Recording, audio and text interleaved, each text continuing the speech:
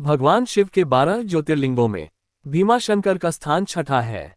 ये ज्योतिर्लिंग महाराष्ट्र के पुणे से लगभग 110 किलोमीटर दूर सह्याद्री नामक पर्वत पर स्थित है। इस ज्योतिर्लिंग की स्थापना के पीछे कुंभकर्ण के पुत्र भीम की एक कथा प्रसिद्ध है। कहा जाता है कि कुंभकर्ण के एक पुत्र का नाम भीम था। कुंभकर्ण को कर्कटी नाम की एक महिला पर्वत पर मिली थी। उसे देखकर कुंभकर्ण उस पर मोहित हो गया और उससे विवाह कर लिया।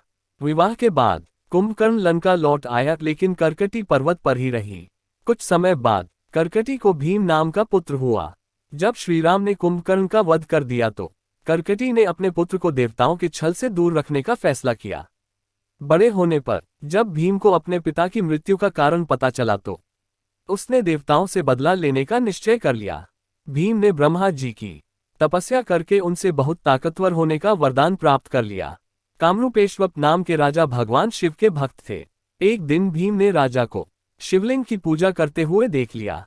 भीम ने राजा को भगवान की पूजा छोड़ उसकी पूजा करने को कहा।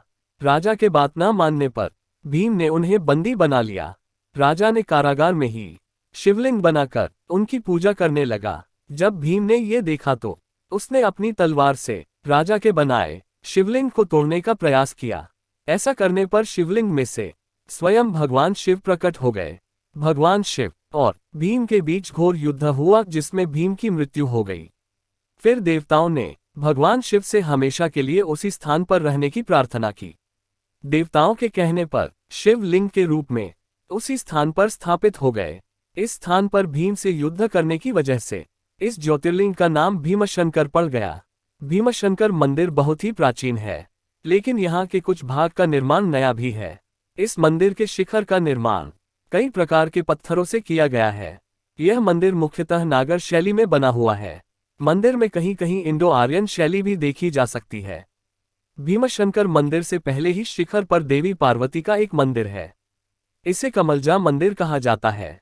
मान्यता है कि इसी स्थान पर देवी ने राक्षस त्रिपुरासुर से युद्ध में भगवान शिव की सहायता की थी। युद्ध के बाद भगवान ब्रह्मा ने देवी पार्वती की कमलों से पूजा की थी। भीमशंकर ज्योतिर्लिंग जाने के लिए साल का कोई भी समय चुना जा सकता है। महाशिवरात्रि के समय यहाँ पर विशेष मेला लगता है।